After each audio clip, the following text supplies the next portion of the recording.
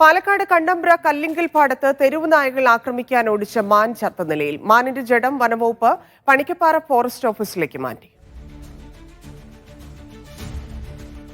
സാജിദ് അജ്മൽ ചേരുന്നു. സാജിദ്, വിവരങ്ങൾ. ധന്യ, മാൻകൂട്ടത്തിന് പിന്നാലെ വലിയ തെരുവ് നായക്കൂട്ടം ഉണ്ടായിരുന്നു. ഈ മാൻകൂട്ടത്തെ ഈ തെരുവ് നായക്കൂട്ടം ആക്രമിക്കുന്നത് വന്നതോടുകൂടി ഓടി രക്ഷപ്പെടുന്നതിനിടെയാണ് ഒരു മാന് ഈ മതിലിൽ തലയടിച്ച് വീഴുകയും സമീപത്തെ ചാലിലേക്ക് വീഴുകയും ചെയ്തു. ഇത് പിന്നീട് ചാവുകയായിരുന്നു.